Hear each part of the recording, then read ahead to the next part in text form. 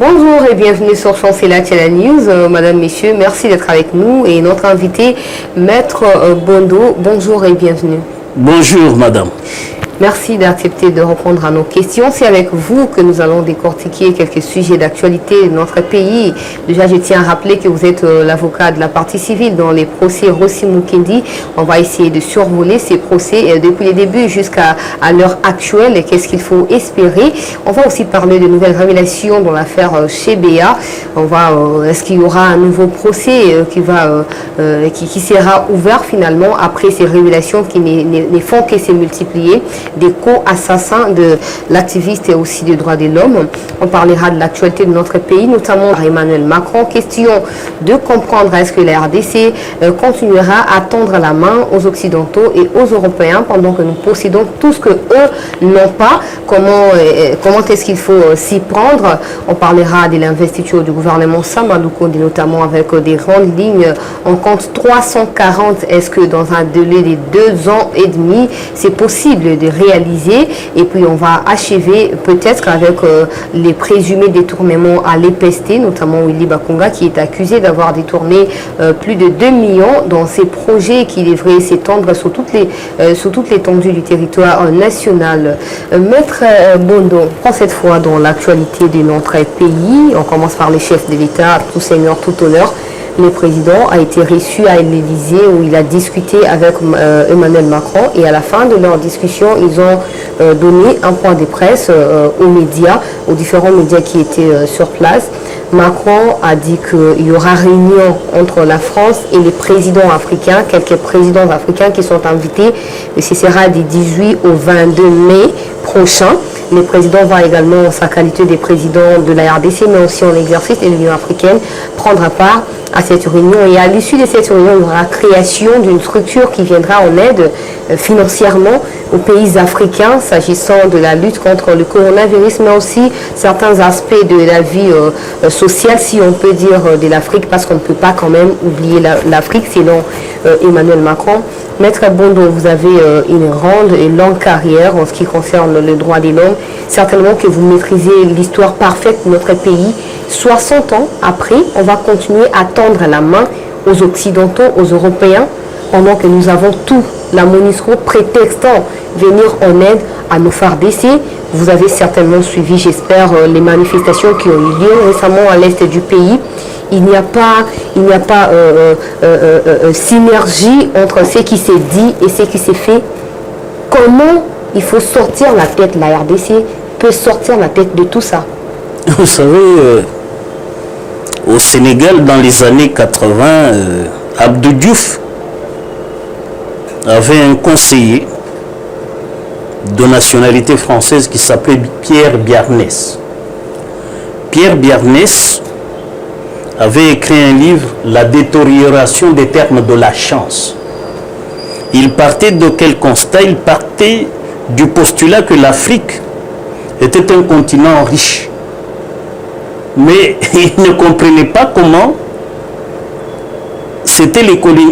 les colonisateurs avaient toujours la main sur les richesses de l'Afrique. Et ce sont ces richesses qui ont construit l'Occident. Il a appelé ça la détérioration des termes de la chance. Et c'est ce que j'emprunte moi également pour dire notre pays, même dans certaines conférences internationales auxquelles moi je participe, lorsque on se présente, comme c'est toujours protocolaire dans ces conférences, je dis toujours, je m'appelle Richard Bondo, je viens d'un pays coffre-fort de l'humanité qui s'appelle la République démocratique du Congo. Pour cela, moi je dis, nous sommes un coffre-fort de l'humanité, mais c'est un revers de la médaille que nous soyons assistés par les États qui n'ont pas ce que nous avons. Notre pays est un pays unique. Ce que nous avons ne se trouve dans aucun autre pays, aucun, sur l'échiquier mondial. Nous avons des richesses rares. Nous avons 1100 110 minéraux. Alors, lorsqu'on voit notre forêt, elle est encore vierge. Nous oxygénons le monde.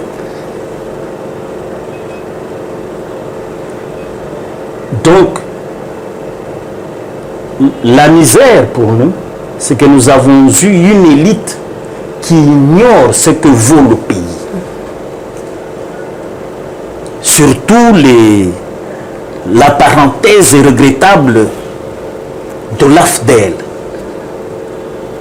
qui a duré 21 ans. Mais on peut dire même 22 ans, jusqu'au dernier déboulonnage par Félix-Antoine Tshisekedi. Tout à fait. Maintenant, le pays peut dire « j'ai la chance de me développer, de renaître ». Donc, l'union sacrée de la nation marque la renaissance de la République démocratique du Congo face à tous les défis. Et nous devons intérioriser la vision, ce que moi j'appelle le manifeste de l'Union sacrée tel que exposé au public par le président de la République le 6 décembre. Et c'est pour cela que je me lève toujours contre ceux qui prônent une charte de l'Union sacrée pour aller dire le coordonnateur, c'est une plateforme. Non, le président lui-même a dit c'est une nouvelle méthode de gouvernance. C'est tout. Question de savoir ce que nous voulons. Soutenir le programme du gouvernement, l'exécuter à 90% au moins, le pays peut décoller. Nous avons, avec ce que nous avons comme richesse, ce que nous avons comme les bras utiles, cette jeunesse, moi je ne vois pas d'ici 2030 notre pays se trouver encore à la traîne. Non. Moi j'appartiens aux Congolo-optimistes. Okay. Moi je refuse d'appartenir aux Congolo-pessimistes. Parce que je connais le pays. Je connais le Congo. Je sais qu'il suffit d'une bonne volonté politique, comme le président de la République nous le démontre, nous l'accompagnons.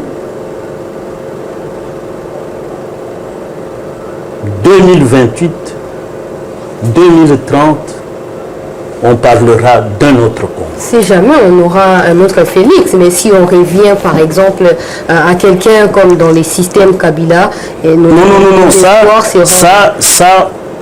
que Dieu nous en garde, ça ne reviendra plus. En tout cas,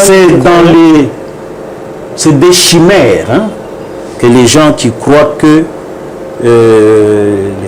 les gens comme les Kabilo compatibles, les Mozito, les Sushi, tout ça, ils peuvent revenir. Non. Le peuple maintenant connaît la vérité et connaît où se trouvent ses défenseurs, connaît où se trouve son intérêt.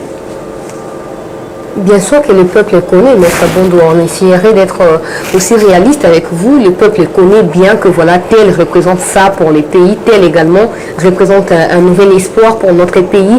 Mais comment ces peuples-là doivent ou peuvent participer directement à cette gestion afin que chacun dans son domaine et là où il se trouve puisse contribuer au développement de notre pays? Vous savez, le jeune Premier ministre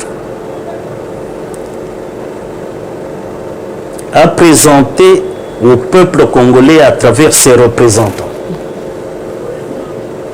Un programme pour 3 ans, 36 milliards de dollars. Si tous les fonctionnaires qui sont dans les sources des revenus de l'État respectent les assignations et cherchent même à améliorer, à aller au-delà,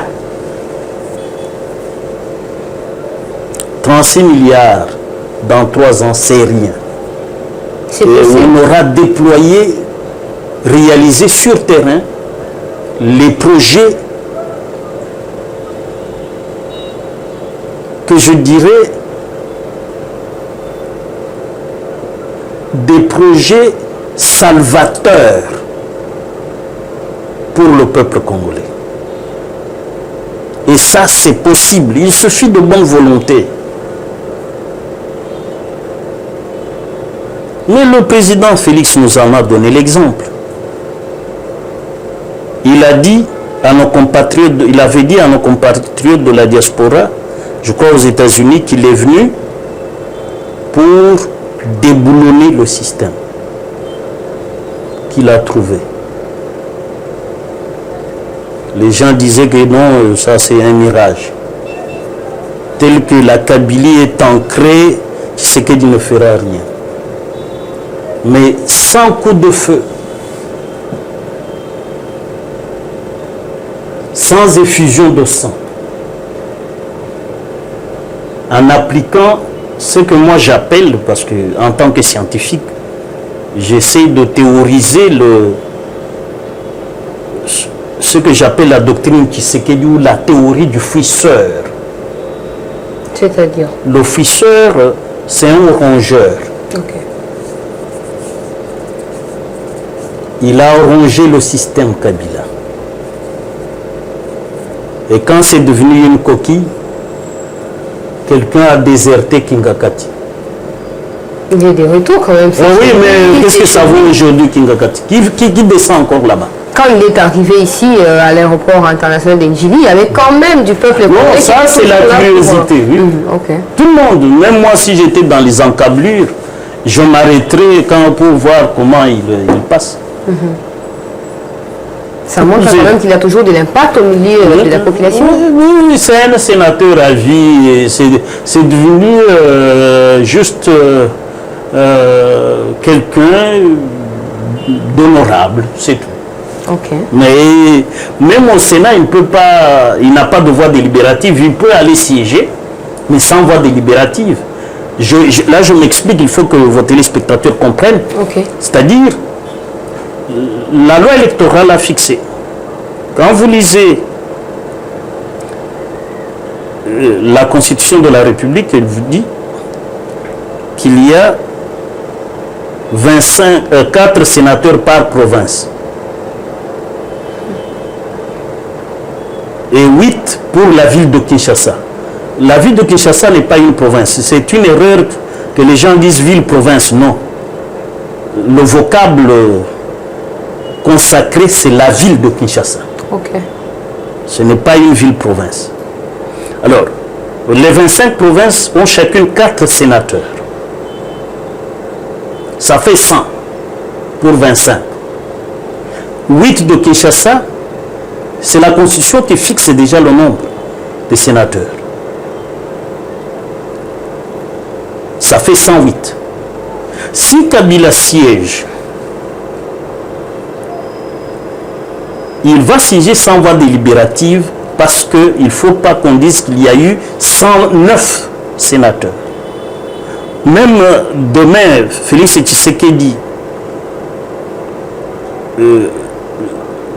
sort comme président de la République à la fin de son mandat, il devient ancien président de la élu de la République, président honoraire.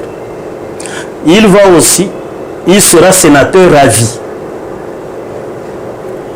Comme dans la Constitution, on dit que c'est la loi électorale qui fixe le nombre, la loi électorale a fixé le nombre.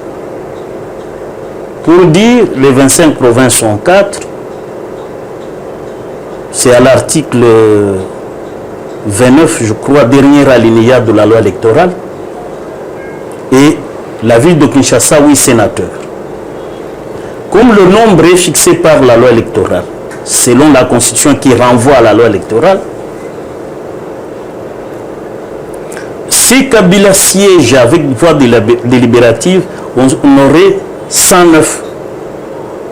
Or, la constitution dit le nombre de sénateurs est fixé dans la loi électorale, et quand vous allez à l'article 29, dernier alinéa, où on fixe le nombre. Donc, il ne faut pas que les gens rêvent. Donc, pour dire une façon de dire Kabila, ce sont les représentations directes des provinces à travers les assemblées provinciales et autres, les députés provinciaux. Et comme lui, il vient de nulle part, il ne peut pas décider pour... Voilà, il n'a pas la voix délibérative. Okay. Tout ancien président de la République élu, qui devient sénateur à vie, peut aller au Sénat parce qu'il est sénateur à vie, mais il n'a pas de voix délibérative. Lorsqu'on va dire qui est pour, lui ne dit rien. Qui est contre, il ne va pas s'exprimer. Comme, donc, disons que c'est tout simplement un titre honorifique. Honorifique, voilà. Vous êtes bien arrivé, madame. Merci pour les clarifications. Maître Bondo, c'est toujours important d'en savoir plus comme ça. Oui. Passons du chef de l'État pour l'investiture du gouvernement. Samalou Kondé, 340 grandes lignes dans ces gouvernements. Même si vous montrez l'expression d'être optimiste par rapport à ces gouvernements, vous estimez quand même que dans 2 ans et demi, on peut réaliser 340 grandes lignes dans un programme. Et comment les députés nationaux vont s'y prendre par rapport au contrôle de ces institutions-là? Vous savez, les autorités budgétaires, l'autorité budgétaire, ce sont les députés là. Il suffit qu'ils prennent la République à cœur. C'est un problème de dévouement. Avons-nous la volonté de sortir notre pays de sa situation actuelle? Si tous nous disons oui, nous pouvons. Rien n'est impossible sur le soleil. Hein. Les hommes ont le pouvoir de créer. C'est pour cela que Dieu, à la création, dit allez transformer la nature. Lui a posé le décor et dit allez l'améliorer, le sublimer. C'est un problème de volonté. Il suffit que nous, les Congolais, nous prenions la chose à cœur, que nous soyons déterminés de faire face aux problèmes de sous-développement. Vous voyez l'expression qu'on a ici. Nous avons un ministère qu'on appelle le ministère des infrastructures. Donc nous ne sommes même pas encore au niveau des structures. Tout est spirituel, tout est conceptuel. Nous ne sommes même pas encore dans la phase de structure. Pour parler d'hyperstructure, comme dans les pays développés, on les appelle aujourd'hui les hyperdéveloppés.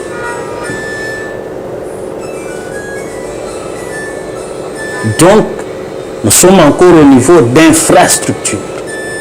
Nous avons même un ministère des infrastructures. Nous n'avons même pas l'ambition de structurer un pays déstructuré par les 22 ans de l'AFDEL.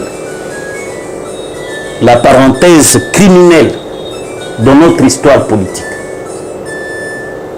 L'AFDEL. de triste mémoire.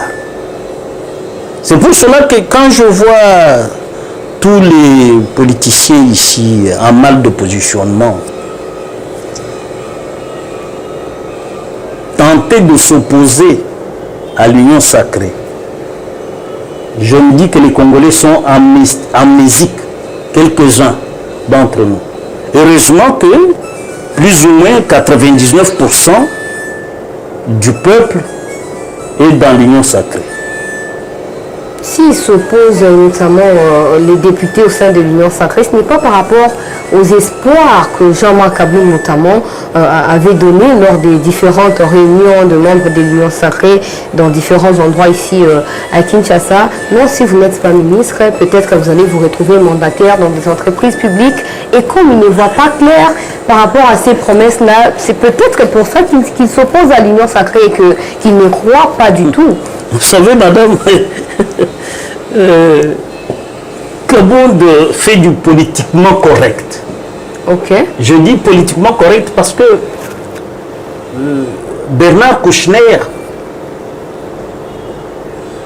à l'époque fondateur des Médecins sans frontières France, invité à l'heure de vérité par Madame Anne Sinclair, elle lui pose une question sur la définition de la politique. Bernard Kouchner, nous sommes dans les années 90, il dit la politique est l'apprivoisement de l'homme. Ce que Kabonde fait, c'était pour apprivoiser sa majorité, la majorité de l'Union sacrée, c'est tout. Et si aujourd'hui ces députés là décident de partir, donc... Non, c'est-à-dire les politiciens, je dis qu'ils sont congolais comme nous. Le bon côté, c'est l'Union sacrée, ils ne peuvent pas choisir le mal. S'ils sont congolais, ils ne peuvent pas choisir l'axe du mal. L'axe du mal, c'est ce que je dis, la parenthèse criminelle de l'AFDEL qu'on a tous appelé la Kabylie. La Kabylie, mais certains parmi eux sont venus déjà. Hein. Oui, mais vous savez, il n'y a que... Ils feront que retourner en étant toujours des Congolais. Non, ils étaient venus. Pourquoi nous sommes membres? C'est parce que nous devons avoir un discernement. Même Dieu nous instruit d'avoir le discernement, même dans la prophétie, il faut savoir discerner. En toute chose, il faut savoir raison garder. Est-ce que c'est un idéal pour moi, Congolais, d'appartenir à l'axe du mal, de ceux qui ont bradé les prédateurs et de nos richesses et de nos vies, des gens qui ont égorgé les compatriotes, des gens qui ont éventré des compatriotes, nos mères, nos filles, qui ont tué les fœtus, désintégré les fœtus, des gens qui ont enseveli nos mères à Gassika, à Mwenga, à Makobola, vivantes. Est-ce que nous pouvons nous frotter, même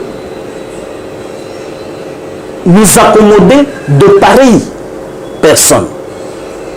Nous, Congolais, nos députés peuvent savoir s'interroger pour le bien et le beau.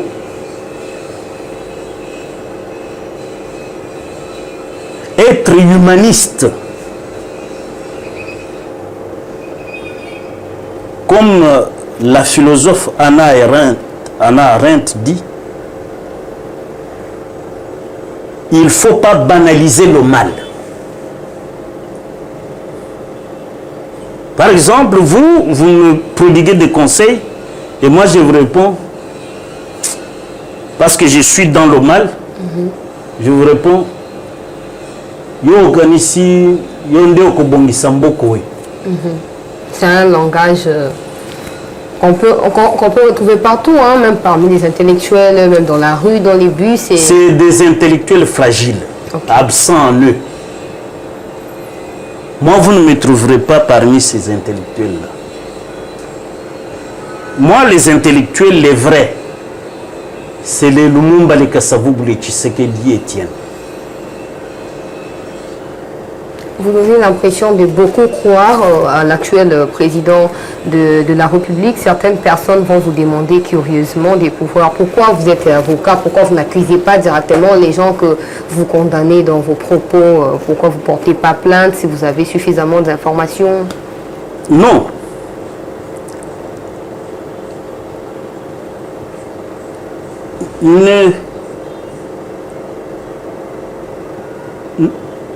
Nous ne sommes pas... Tout individu n'a pas la faculté, je puis bien dire, nul n'a la faculté d'ubiquité. C'est pour cela que le fondateur de la sociologie comme science, Émile Durkheim, enseigne la division du travail.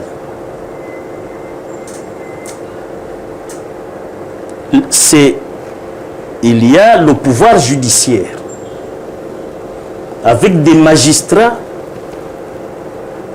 qualifiés pour la recherche des infractions.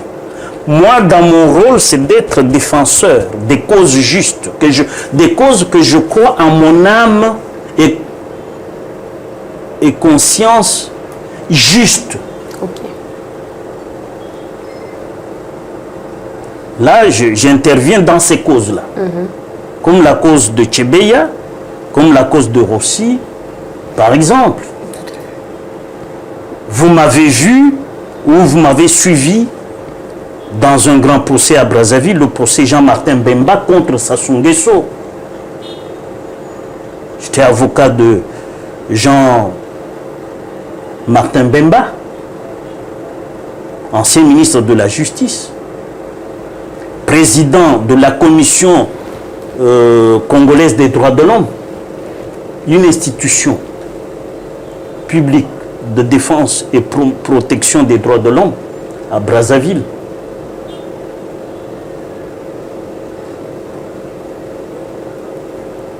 Pourquoi? Parce que l'idéal, c'est de reconnaître à chaque individu le droit à la vie.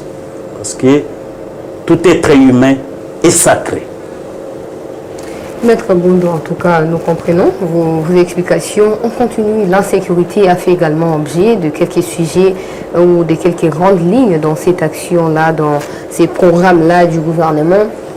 La question que je pose avant d'entrer en profondeur en ce qui concerne les stratégies que le gouvernement va mettre en place pour sécuriser nos compatriotes à l'Est, vous êtes pour ou contre l'installation du chef de l'État à l'Est du pays? Le chef de l'État se trouve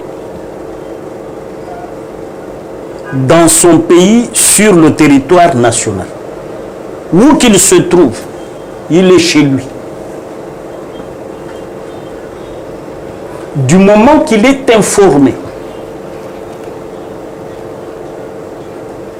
je ne sais pas si les services maintiennent le même système d'informer le chef de l'État à 5 heures du matin chaque jour.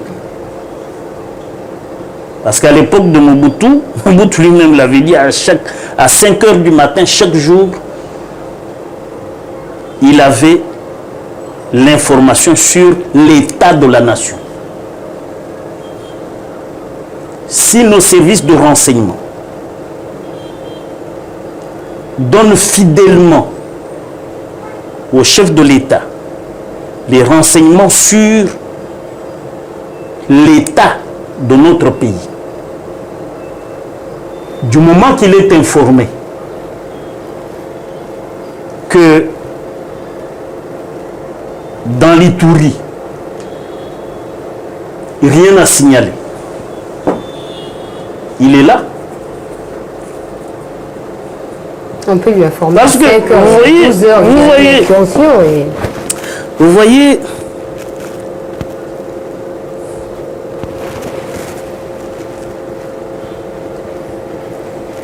la personne du chef de l'État, on dit qu'elle est sacrée.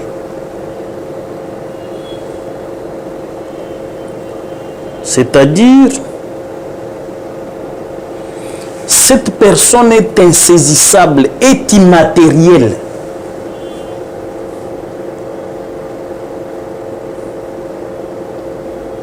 Il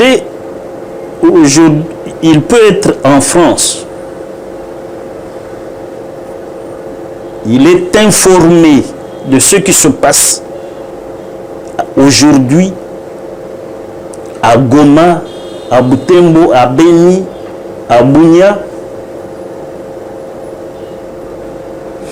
Et il donne l'instruction comme s'il est présent. C'est ça l'institution président de la République, qui est distincte de Félix Antoine Tshisekedi Tshilombo en tant qu'individu. Si on prend l'aspect de l'infiltration au sein de l'armée de notre pays, vous en avez parlé tout au début ici, vous pensez que dans un contexte pareil, les présidents il peut aller? Le président de la République ne peut aller physiquement là-bas.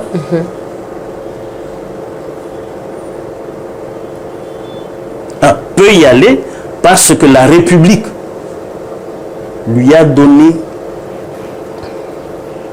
tout pour sa sécurité. Et comment Idriss Déby, qui était militaire à la base, a été assassiné pendant que lui aussi, j'estime que sa constitution lui a donné tout. Hein. Vous savez, il ne faut pas comparer un dictateur avec un démocrate. Ce que dit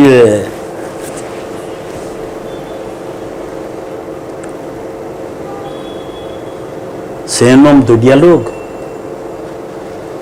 Il a, vous voyez, il a consulté même les enfants de la rue.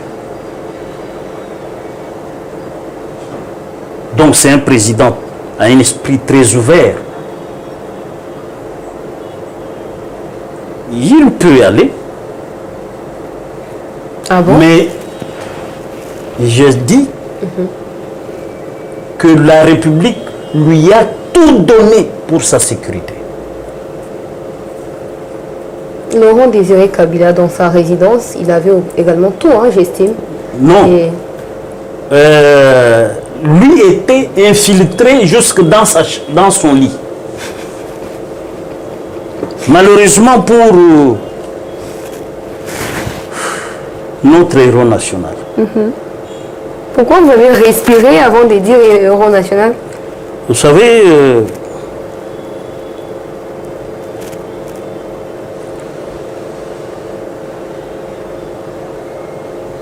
Laurent Désiré Kabila a dirigé pendant 3 ans ce pays sans aucun sou de l'extérieur. Les fonctionnaires étaient régulièrement payés, les enseignants, tout le monde. Et les conditions de vie ne s'étaient pas détériorées comme aujourd'hui. C'est après son assassinat que la misère est venue chasser la pauvreté conviviale.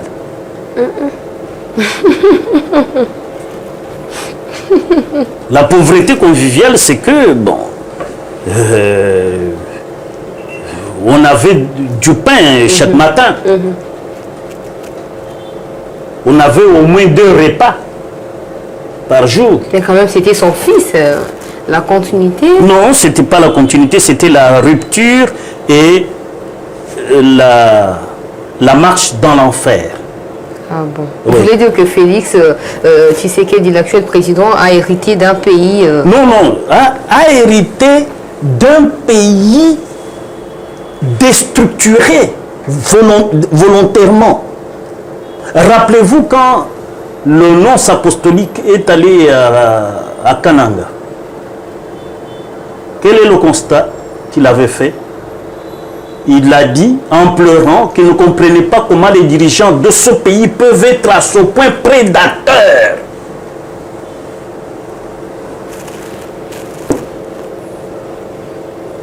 Ils ont fauché la vie des gens. Ça, c'est la Kabylie. Mais, comme il y a un temps pour tout, Dieu a permis à Félix le déboulonnage de la prédation, de nos vies, de nos richesses, pour faire renaître le Congo sur l'échiquier mondial. On attend à ce que la gratuité de l'enseignement prochainement soit financée dans sa totalité par les gouvernements congolais, par les trésors publics, par la Banque mondiale, par l'Union européenne et autres. On vient d'arrêter un prédateur. Dans sa suite, il est avec tous ses complices et co-auteurs. Ça peut remonter jusqu'aux écoles conventionnées de toutes les confessions. Catholiques, réveil, protestantes, consorts. Certainement qu'on va aborder ça peut-être vers la fin de cette session d'actualité. Et c'est un problème de patriotisme. Okay. Ceux qui aiment le Congo, Kabila disait qu'il avait la passion pour le Congo. C'est pas vrai? Comment ça? Mais l'aveu de Yuma sur France 24 est irrévocable. Qu'ils ont gagé toutes nos richesses.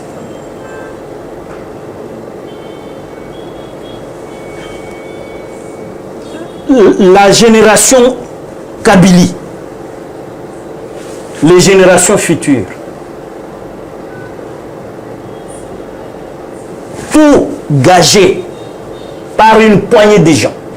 Comment il faudrait régler ça? C'est quand même grave. Hein? Non, on peut régler parce que ce qu'il faut, c'est... Lundaboulouloum, il avait enseigné à l'université la doctrine Nyerere, ou la théorie du temps de réflexion. C'est-à-dire, par le principe que nous les juristes nous appelons le rebus sixtantibus, le changement des circonstances permet de revisiter tout contrat synalagmatique. C'est-à-dire tous les accords signés avec les multinationales. Même les codes miniers. Oui, avec tout ça, on peut revenir dans l'intérêt supérieur de la nation. Pourquoi? Parce que le président de la République lui a prêté un serment devant Dieu et la nation. Le dernier engagement à l'article 74 de la Constitution qui couvre ce serment, le président de la République a dit: moi, Félix Antoine Tshisekedi Tshilombo, je jure dans l'exercice de mes fonctions d'être le fidèle serviteur du peuple congolais. Donc son gouvernement ici de l'Union sacrée, de Sama Lukonde, que je salue avec beaucoup de félicitations,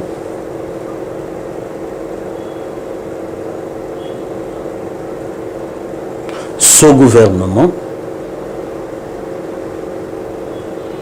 doit appliquer la doctrine Nyerere ou le rebus sixtantibus en ordonnant de revisiter tous les accords dont Yuma a fait état dans son passage sur France 24. Là, il faut Et Yuma beaucoup de temps. doit être déchargé de toutes les responsabilités et à la Banque centrale, à la GECAMIN, à la FEC. Parce que l'article 56 dit de la Constitution, lorsque le pillage est le fait des gens en qui l'État a placé confiance pour leur donner des responsabilités dans tel secteur, lorsque ce pillage-là est organisé par ces gens-là, c'est un crime assimilable à la haute trahison et cette infraction est imprescriptible. Donc Yuma, tel qu'il a avoué, on doit l'interpeller. Il est passé aux aveux. Mais donc nous là, nous vivons notre cobalt déjà gagé, notre, disons, toute la GECAMIN déjà gagée ailleurs, donc l'avenir du pays hypothéqué. Mais pendant ces temps, nous sommes là, la RDC, un pays à scandale géologique, nous avons les minéraux. Oui, mais les minéraux profitent à qui maintenant? Alors qu'il y a des propriétaires au niveau de l'extérieur. Oui, au niveau.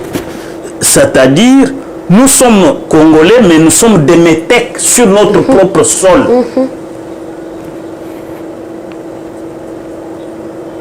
La souveraineté qu'exerce le pays sur le sol, sur la mer, sur le ceci, tout est gagé par la volonté d'une poignée de gens, dont Yuma. Et ce garçon doit circuler librement dans ce pays.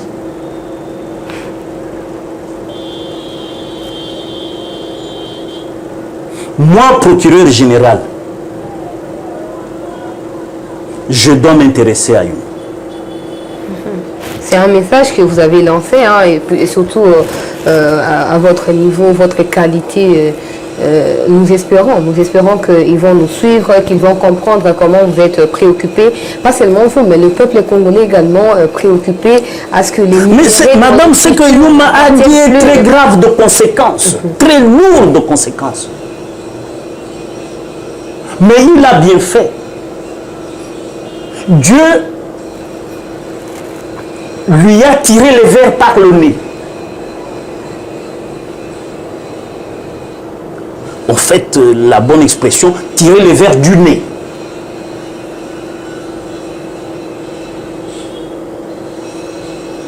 Pour qu'il avoue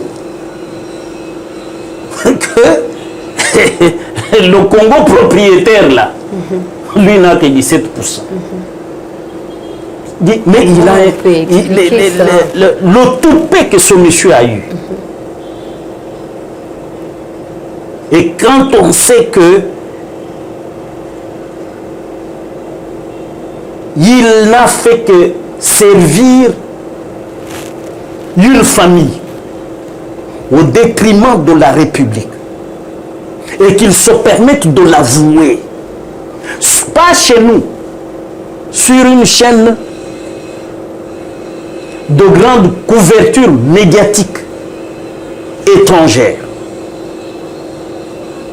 c'est une moquerie. Il s'est moqué du pays. Il s'est moqué. Rappelez-vous que ce monsieur s'était permis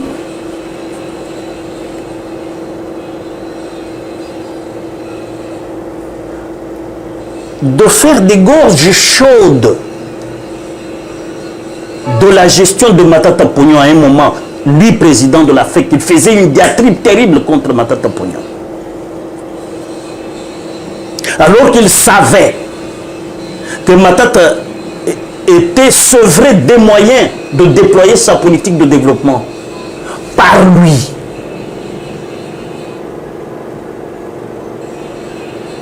Comment voulez-vous, même sous la dictature de Mobutu, Mobutu est parti. Mais il a laissé la Gécamine intacte, l'Aniba intacte, Kilomoto intact, Somenki intact. Alors qu'il a fait 32 ans. Et 32 les ans. 18 ans étaient mais les 18 ans de la Kabylie avec Yuma Kabilo compatible. La RDC n'a que 17%. Et ce garçon l'avoue très à l'aise. Il a même le temps de sortir et d'aller chez lui dormir paisiblement. Moi, procureur général, je m'intéresserai à lui. Voilà, Maître Bondo, c'est clair, vos propos ils sont tellement clairs. Pour boucler l'aspect sécuritaire à l'est de notre pays, pourquoi le président de la République est allé chercher la coopération avec les Kenyans alors qu'il y a quand même les Congo-Brazzaville, visiblement il entretient de bonnes relations avec son homologue brazzavillois. Il y a également Joao Lourenço, pourquoi pas la Tanzanie, pourquoi pas surtout les Rwandais? Non. Le Rwanda, l'Ouganda, le Burundi, le peuple congolais n'en veut pas. Okay. Je vous ai dit tout à l'heure que le président a prêté serment et dans son serment, il est fidèle serviteur du peuple congolais dans l'exercice de ses fonctions. Vous savez, en politique, il faut aussi tenir compte des affinités.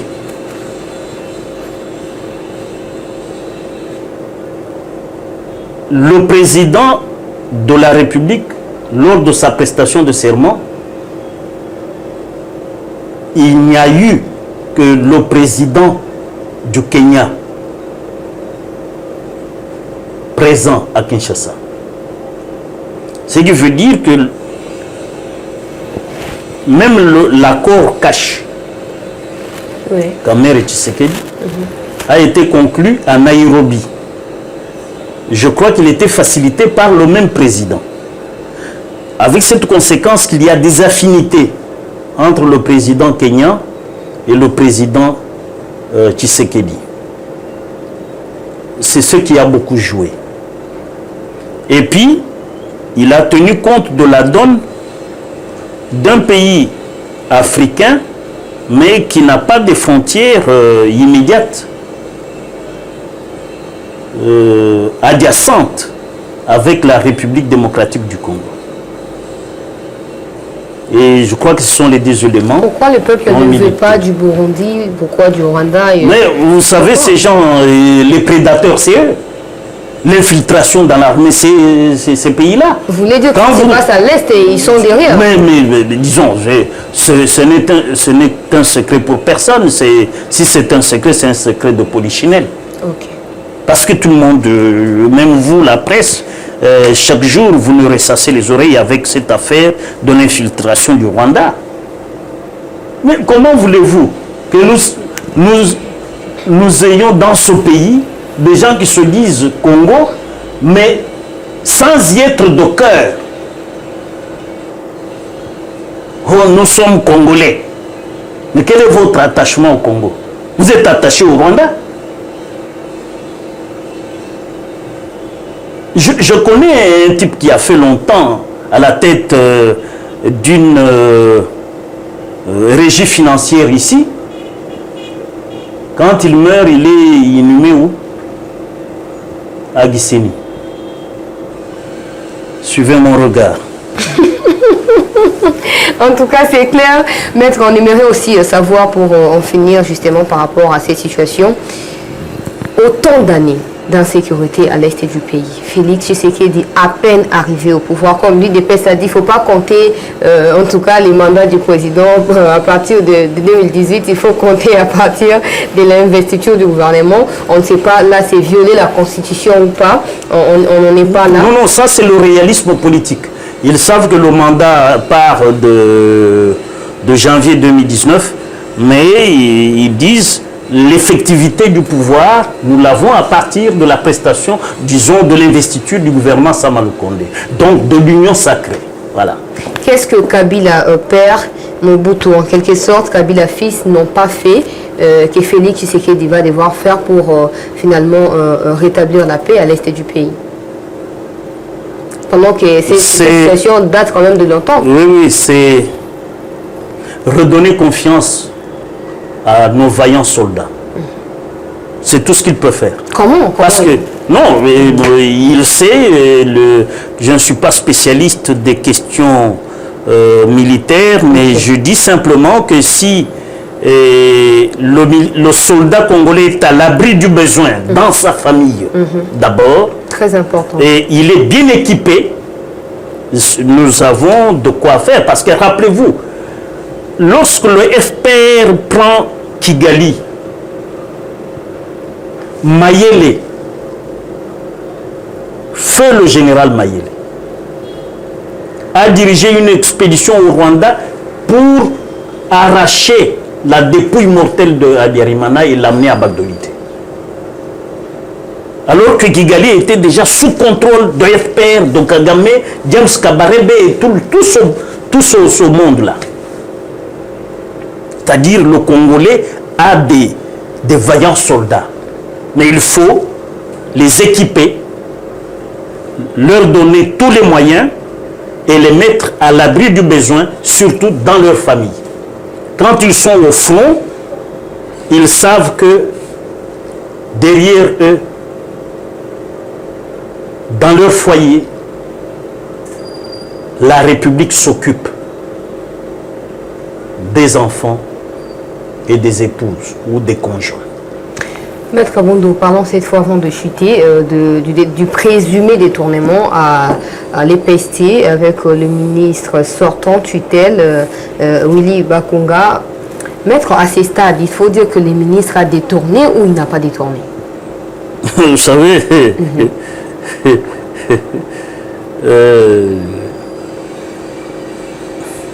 Bakunga a été arrêté la main dans le sac.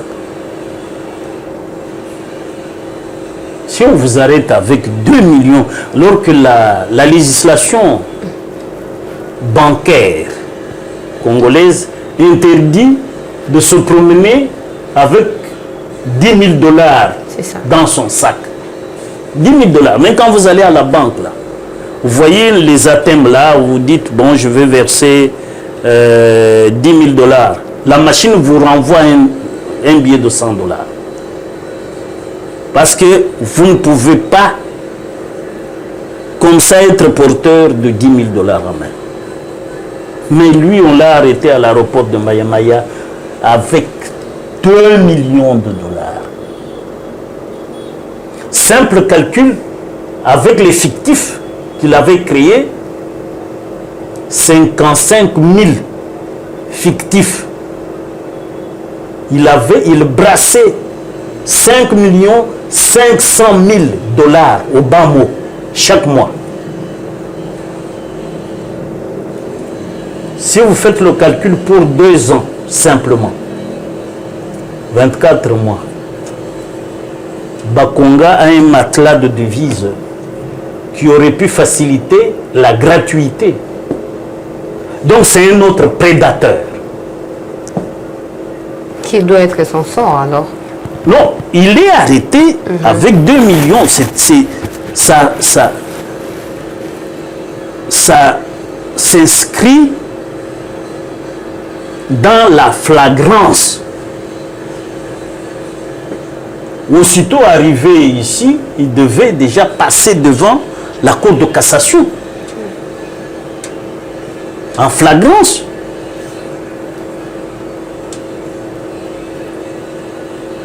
En flagrance. Et après, il devra restituer cet argent au trésor public. Le droit positif congolais, s'agissant des détournements des deniers publics, vous devez non seulement rembourser, vos biens peuvent faire l'objet de confiscation. Donc toutes les écoles de Bakunga là doivent être nationalisées. Maître, on va revenir avec un petit détail. Comment Bakonga a fait pour quitter les territoires nationaux sans une dérogation? C'était la même situation avec John Numbi. On peut dire même Caleb Moutonde qui sont jusque-là introuvables. Pourquoi il n'y a pas de service de renseignement, il n'y a pas la DGM ou qu'est-ce qui se passe? C'est là que je dis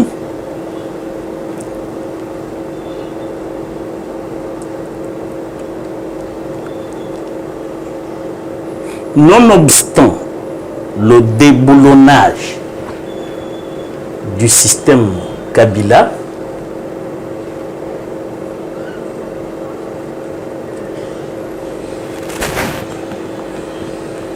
18 ans, non, 22 ans de l'imbécilisation du Congolais. » L'expression est de notre compatriote, le professeur Kamana, le philosophe.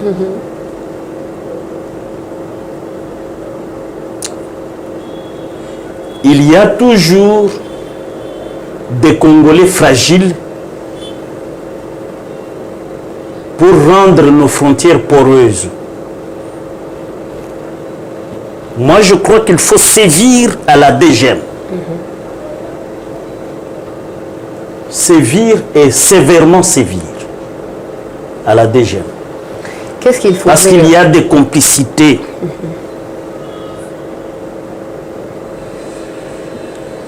Alors avec pareil DGM, les mercenaires peuvent venir ici. C'est ça le problème. Être installés où?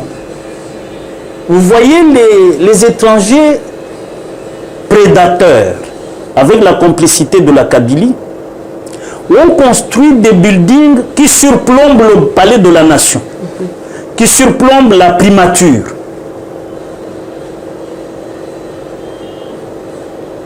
C'est-à-dire on peut faire venir des mercenaires qui peuvent attaquer le palais de la nation en l'espace de quelques 5 secondes. Il faut démolir alors. Non. Ce qu'il faut, c'est avoir une DGM qui contrôle qui entre au pays. Pour combien de temps? Rappelez-vous que les Indiens, les Pakistanais, les Chinois entrent ici deux fois sans visa. Par exemple, Madame Chancela a son visa, mais votre visa vaut pour toute votre famille. Ça s'est fait ailleurs? Non, ça ne se fait pas. Le visa est individuel. Voilà. Parce que même le bébé doit avoir son visa. Même s'il est sous la responsabilité de ses parents, mais a son passeport avec son visa. Donc, nous avons cette affaire d'identification, de recensement de la population. Je crois que c'est mon avis est favorable là-dessus, quoi. Le Premier ministre a martelé sur ça. Oui, moi je suis pour. Moi je suis pour. Nous ne pouvons pas vivre comme des gens sans nationalité. On ne sait pas qui est congolais, qui est qui. Moi, ça m'intrigue de voir des étrangers construire des buildings qui surplombent la primature, qui surplombent le palais de la nation. Comment ça? Mais qui leur a vendu ces terrains-là? Tout ça, ça entre en compte. Hein. Mais vous avez des ministres prédateurs. C'était le système AFDEL.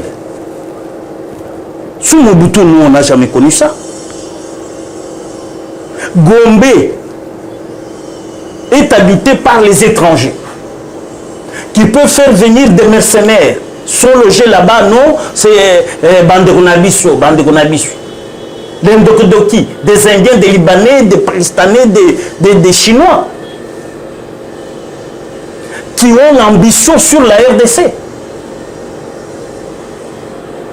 Moi, je crois qu'il faut que la DGM veille à contrôler qui sont les occupants de tous ces buildings qui surplombent et le palais de la nation et la primature. Une petite question de curiosité. Si on identifiait finalement la population, les gens qui sont nés, par exemple, de mère rwandaise et de père congolais, seront congolais ou Ils sont congolais. Et mère congolaise, père rwandais. Toujours congolais. Père rwandais, non. Père rwandais, il est rwandais. Voilà. Maître, j'ai personnellement... Les Rwandais, sauf s'ils choisissent d'être congolais, mais ils ne viendraient pas faire la politique chez nous. Ok. Parce qu'il n'est pas à 100% congolais. Moi, je crois que c'est ce que la thèse de Tchani, que je soutiens, je crois que... Qui fait rage d'ailleurs. Non, ça ne peut pas faire rage pour les vrais Congolais. Si ça fait rage, c'est pour les Congolais douteux.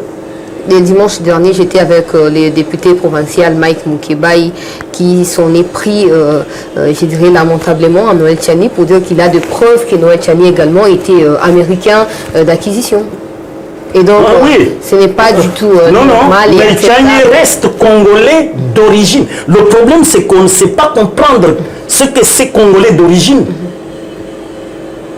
Le Congolais d'origine, c'est le Congolais dont les parents sont tous les deux originaires du Congo. Pas un seul parent. Là maintenant, vous avertissez déjà aux jeunes gens. Oui. Donc quand vous allez épouser ou vous allez vous faire épouser et tout, tenez compte de ça si vous pensez à ce que vos enfants soient des politiciens. Le problème va plus loin. C'est qu'il faut, au-delà du Congolais d'origine, c'est être Congolais de cœur. C'est-à-dire, moi, je suis attaché au Congo.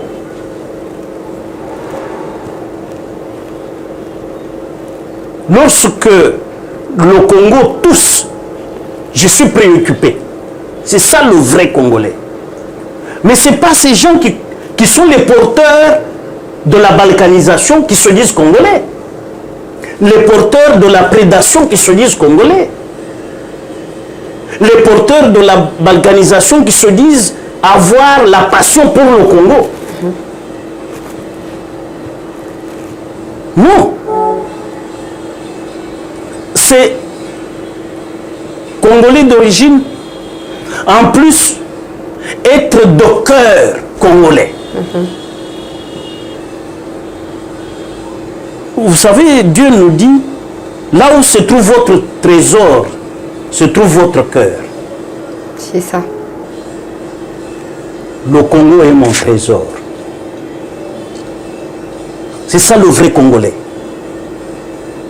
Parce que nous avons vu aussi les Congolais d'origine, qui sont les porteurs de la prédation. Yumala, il est Congolais d'origine.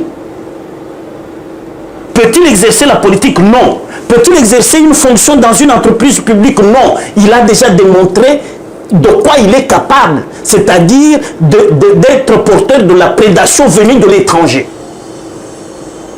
Dépouiller le Congo de ses ressources. Mais déjà, il y a eu des élections à la FEC. Comment il faudrait faire pour les virer de là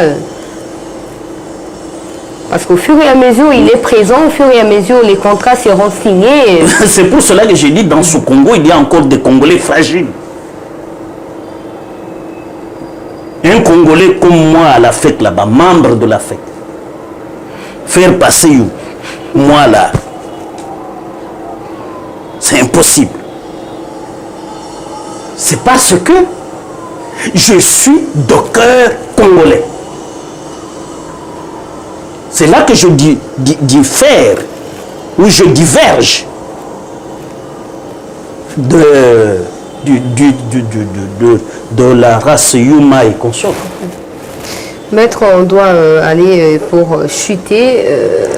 1118 écoles ont été désactivées par le gouvernement, notamment 600 écoles de l'église ou des conventionnés catholiques. L'abbé Chollet, qui a tenu un point de presse, a précisé que parmi ces écoles-là, il y a de celles-là qui ont existé depuis l'époque coloniale. Et il a même expliqué que pour la réussite de la gratuité de l'enseignement, il faudrait avoir 4 milliards par année, 4 milliards. Et donc c'est impossible. C'est comme ça que les églises catholiques ont pris des initiatives parallèles pour faire fonctionner leurs écoles malgré les déficits au niveau de paiement des enseignants et autres.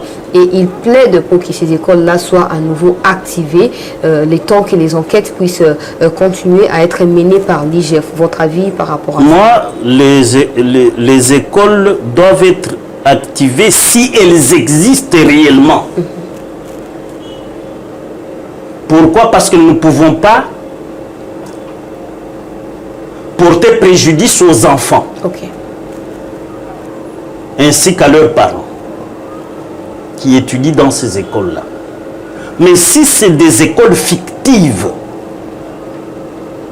on vous indique qu'elle est à l'adresse dans l'immeuble Beautour. Vous venez à l'immeuble Beautour, il n'y a aucune école. Ça, il faut désactiver.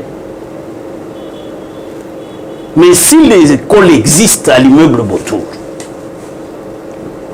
les enfants étudient, les parents savent qu'à la fin de l'année, où chaque jour ils amènent leurs enfants, bon, à la fin de l'année, l'enfant peut aller maintenant aux humanités ou à l'université. Il ne faut pas porter préjudice aux enfants.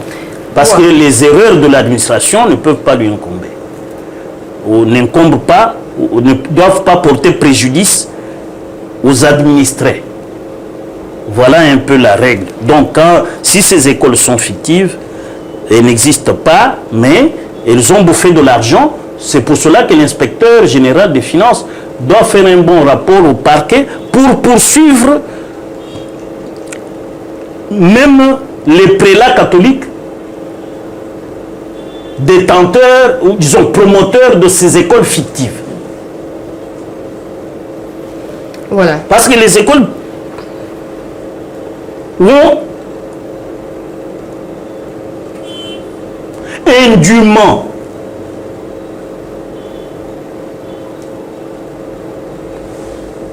privé le trésor de ses ressources. C'est-à-dire l'argent sort du trésor pour payer les enseignants qui n'existent pas, alimenter en matériel des écoles qui n'existent pas, les fournitures scolaires, on a affecté des sommes d'argent, tout ça, mais ces écoles n'existent pas. Mais pour les écoles qui existent, il faut sanctionner les promoteurs, mais laisser les enfants étudier. Voilà, un dossier Floribert Chebea, Fidel Bazana, un nouveau brigadier qui s'appelle Eric Kibumbe Banza, alias Saddam, a fait de nouvelles révélations. Je dirais qu'ils vont en quelque sorte en parallèle avec les révélations de Hilaire Ilunga et bien d'autres qui l'ont fait récemment ici. Mettre la première préoccupation, pourquoi ils font ces révélations-là toujours aux médias étrangers, internationaux, alors qu'au Congo, il existe des médias?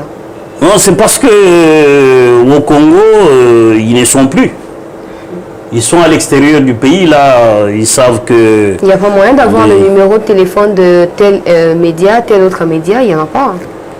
Alors qu'il y a je crois que le problème ici, c'est que les médias congolais, vous n'avez pas de moyens, par exemple, pour aller là où ils sont. Parce que le dernier là, c'est comme s'il est en Turquie, en train d'aller, je crois, en Europe, avec les deux autres qui avaient parlé avant lui. Donc, je crois que les médias internationaux ont des gros moyens. Comme c'est à la mode aujourd'hui, on parle des journalistes d'investigation. Donc, ces médias donnent suffisamment de moyens pour que les journalistes fassent recherche les informations Et ce que je trouve de positif dans cette affaire, c'est que le procès Tchebeya sera rouvert avec tous ces éléments et avec beaucoup de prévenus. Et même le cas, par exemple, de Daniel Moukalaï, il y a eu une infraction qui n'a jamais été instruite à son égard.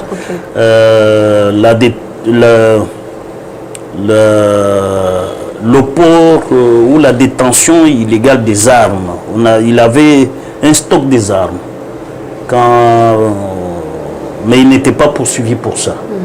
Alors que les armes devaient être dans le dépôt, dans un silo, mais il n'était pas là.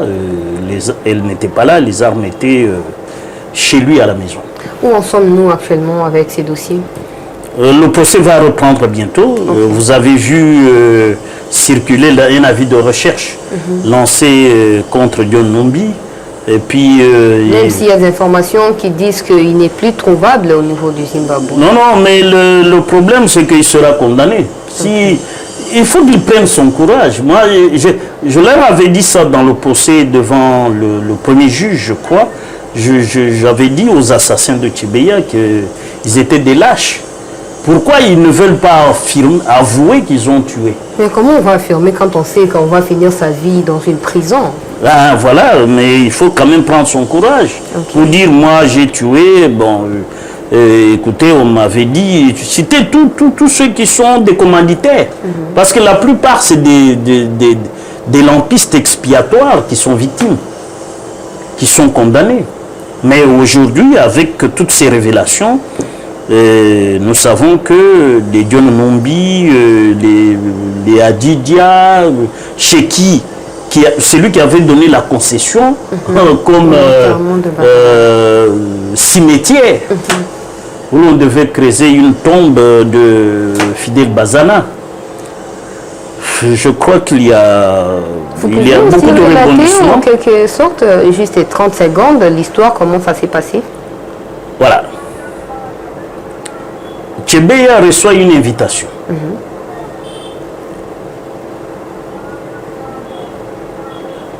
Qui lui a été déposée par un certain Mouila,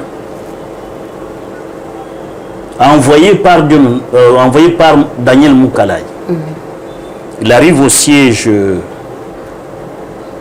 la Voix des Sans-Voix. Il dépose, mais Tchebeya était absent. Le type voulait lui remettre ça en main propre. Finalement, les services ont reçu l'invitation et quand Tchebeya est arrivé, on lui a présenté et il a décidé de s'y rendre. Et comme lui ne conduisait pas sa voiture seul, il s'est fait accompagner de Bazana, son beau-frère, et qui savait conduire la voiture de Tchebeya tout le temps. Ils arrivent au quartier général de la police. C'est les mêmes quartiers en face de l'USC? Non, c'est le quartier général de la police derrière le ministère de l'Intérieur, à côté du palais du peuple. Voilà, à Lingwar.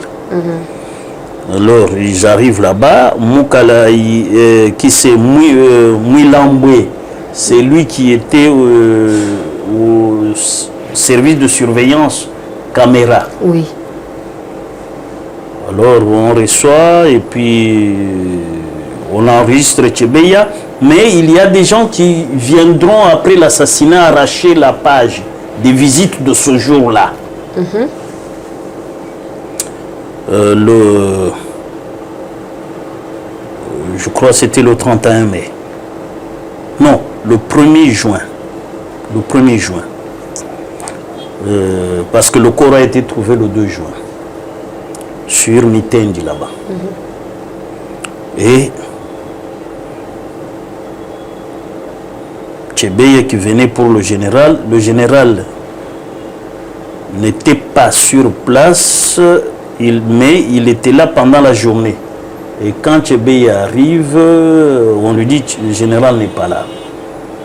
Mais quand même, on l'amène chez Moukalaï et arrivé chez Moukalaï, le commando était déjà prêt avec les Ngoï Kenga, les Jacques Mugabo, tout ça. Et Tchébé et Bazana ont été étouffés par strangulation et étranglés. Ils ont été assassinés. Bon, et puis les gens sont allés la nuit pour jeter dans cette fosse-là, dans la concession du général, à l'époque colonel Adjidia, le corps de Bazana. Et puis ils sont revenus sur la route de Matadi, déposer la voiture de Tchébeya avec lui à bord. Mais pourquoi là-bas? Bon, c'était, vous savez, Tchébeya était le plus grand de nous tous comme défenseurs des droits de l'homme congolais. Ok. Très respecté, très charismatique. Alors le pouvoir voulait quelque chose de frappant pour créer la peur de ceux qui voulaient contester le pouvoir de Kabila.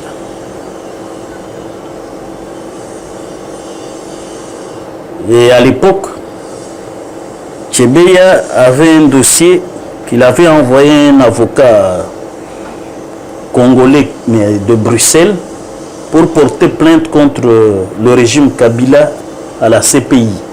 Étudier la possibilité de porter plainte contre le régime Kabila pour le massacre de Bundoudia Congo au Congo central en 2006. Ce dossier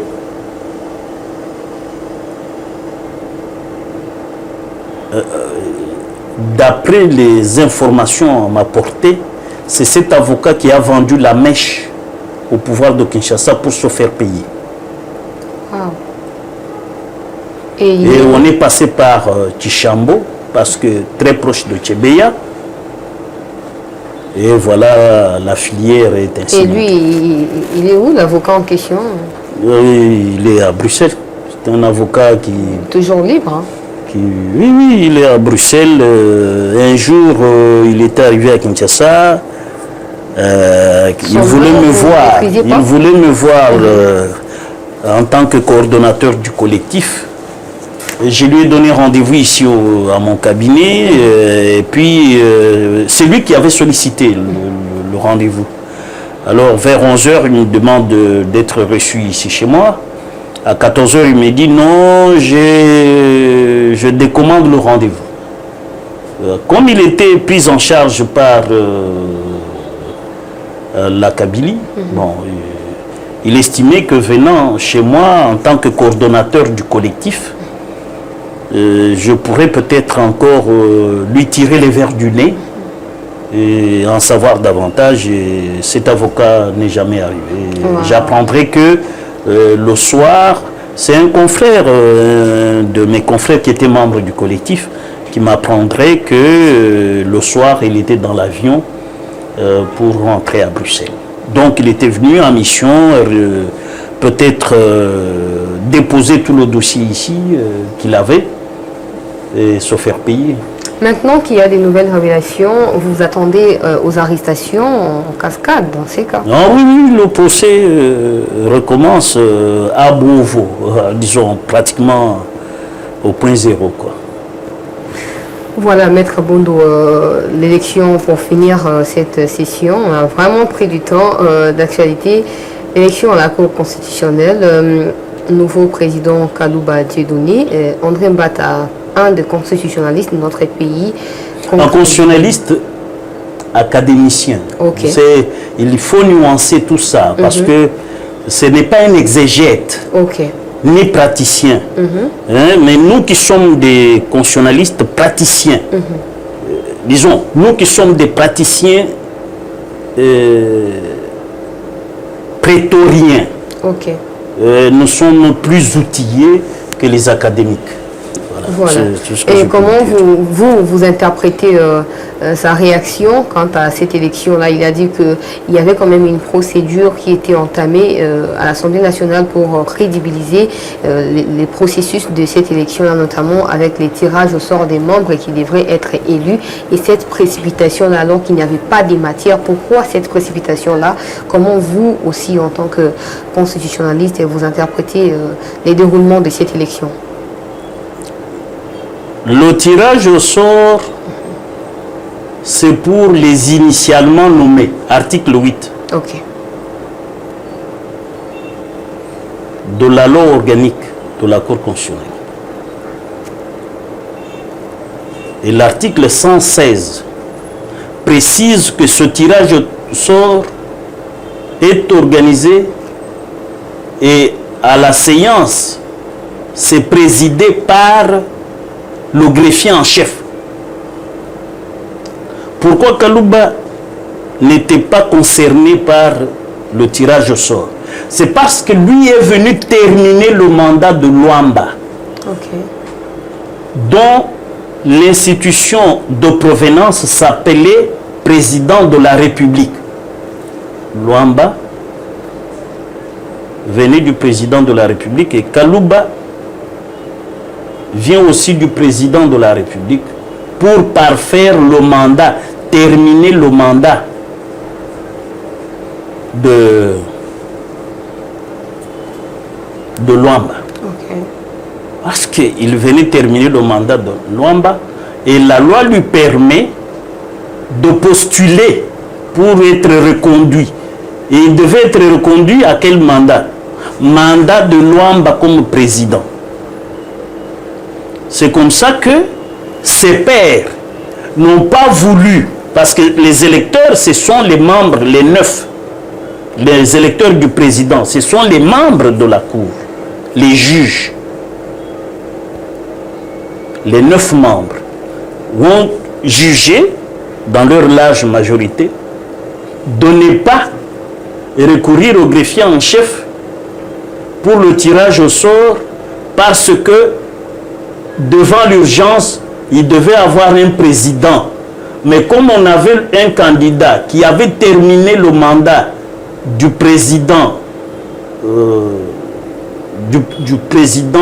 Luamba, qui n'avait pas fini son mandat, et que l'autre avait le droit de postuler parce qu'il n'est pas allé au-delà de 3 ans pour terminer le mandat de l'ancien président. C'est pour cela que je dis la bonne lecture ou la lecture intelligente des praticiens que nous sommes, pas des théoriciens.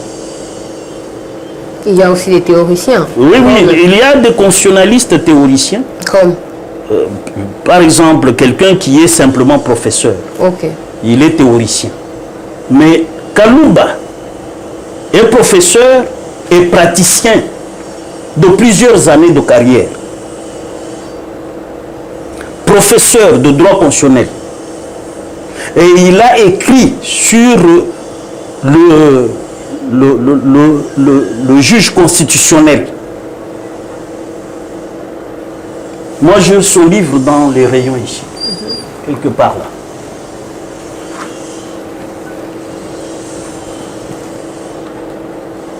Donc, vous voulez dire que simplement... Lui, Kalouba, ne pouvait pas porter l'opprobre d'être mal élu.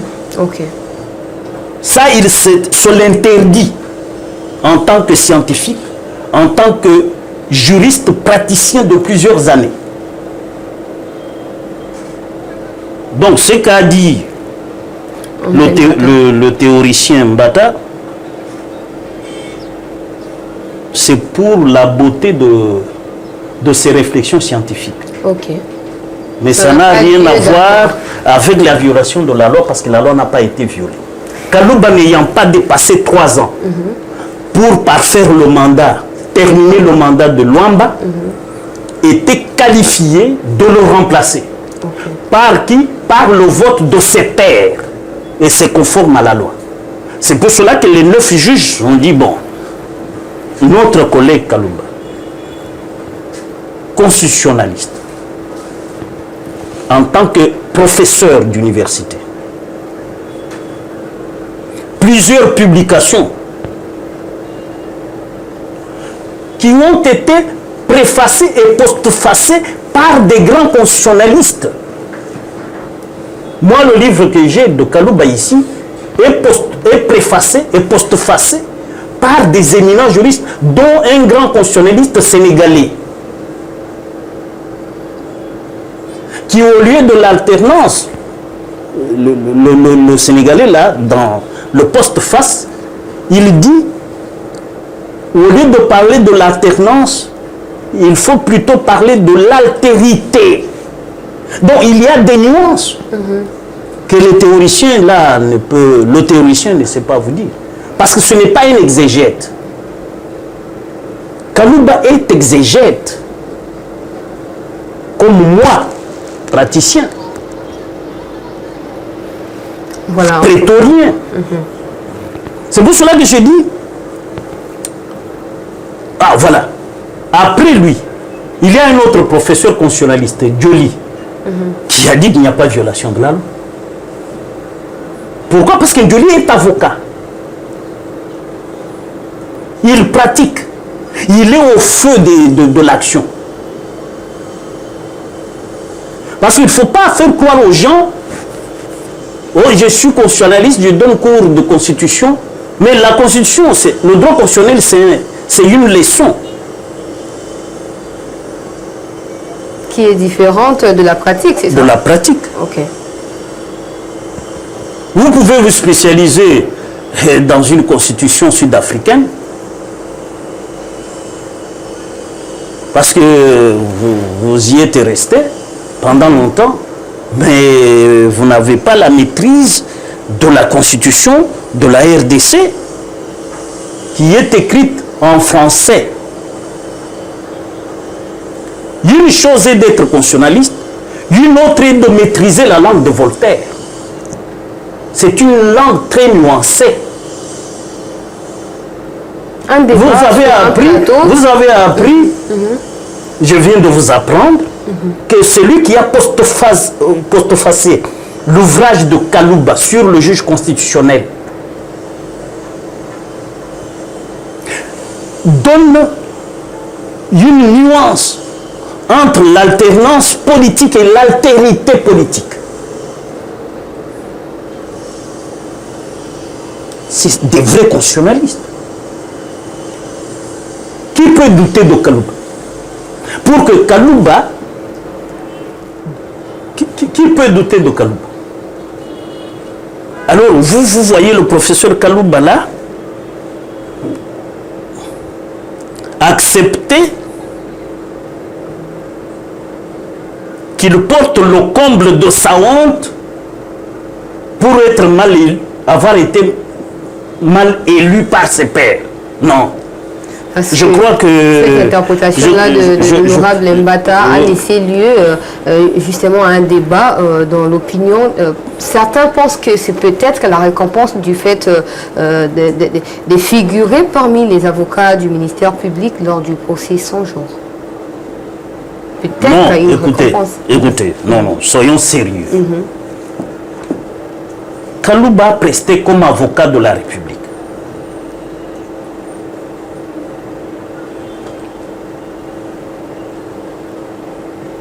Il n'était pas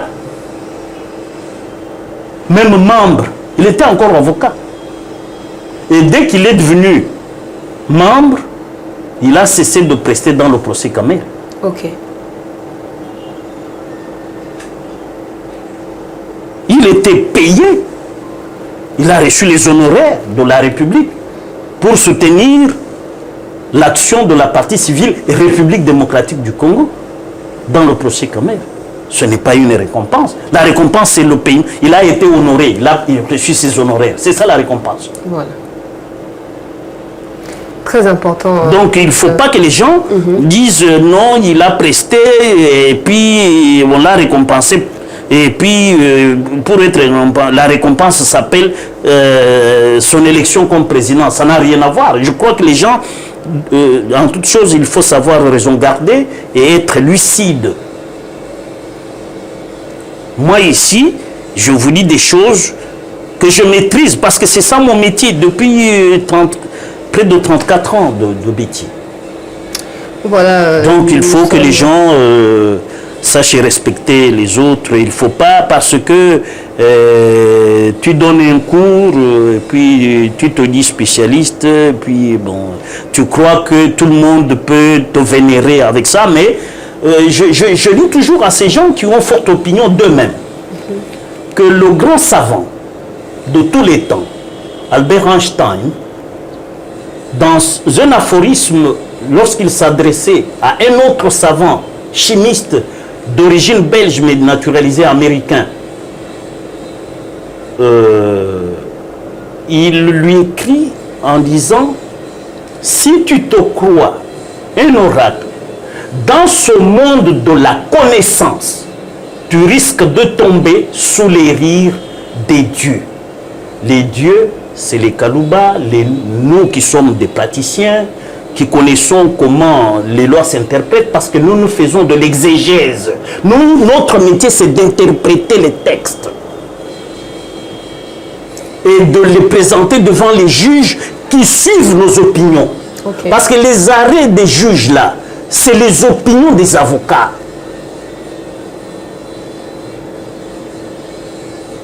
Parce que l'avocat fait tout pour que la balance de la justice penche de son côté, du côté de la thèse qu'il défend. Ce qui n'est pas,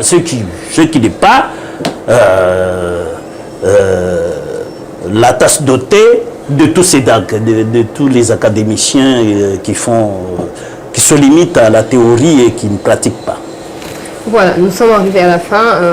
Maître Bondo, on vous donne l'occasion de nous dire brièvement comment vous avez vécu le fait d'être avocat, d'être fondateur de beaucoup des histoires comme des avocats sans frontières et autres des structures des défenses des droits de l'homme. Comment vous avez vécu pendant Kabila et comment vous vivez actuellement pendant Félix Tshisekedi? Actuellement,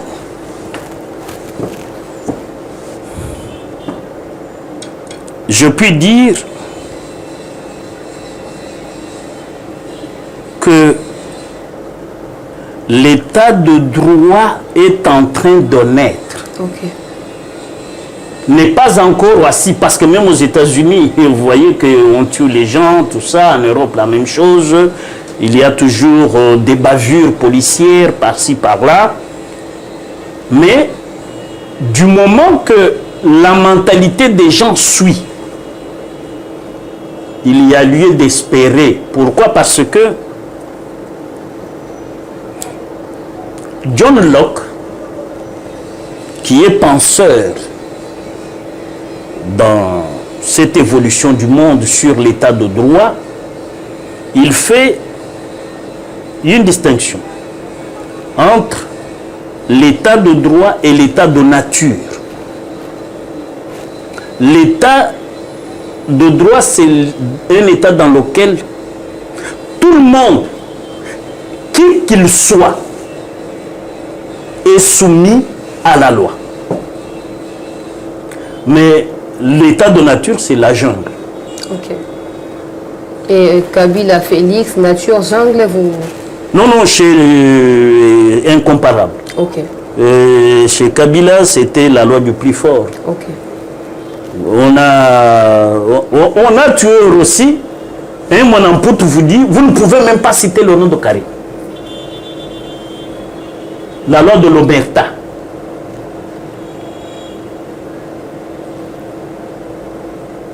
Ce n'est pas ça chez Félix. Voilà. Lui, c'est l'état de droit. Mais dans quel pays vous avez vu, lui, président, son DIRCAB en prison? Non, mais les gens interprètent seulement que c'est de l'acharnement politique. Ne pas vouloir permettre à son coéquipier, si on peut appeler ça, ou à son allié, de postuler en 2023, comme c'était prescrit dans l'accord de Nairobi. Non. Vous savez, je crois, sur le parcours de notre entretien, je vous ai donné un principe, le rebus sextantibus. Cet accord de Nairobi a cessé d'exister au jour où la majorité a appartenu à l'ancienne Kabylie et non à Kash. À ce moment-là, tout ce qui était fait en Nairobi avait volé en éclat en vertu de ce principe-là, rebus sextantibus. Voilà. Merci Maître Bondo d'avoir accepté de répondre à nos questions et surtout de nous recevoir dans les locaux de votre cabinet. Merci également à vous tous qui nous avez suivis à travers Chancela Tchela News. Merci à Nzouzi qui était derrière la caméra pour la réalisation. Prenez rendez-vous avec moi dans une prochaine édition. Madame, Messieurs, à très bientôt. Moi également, je vous remercie.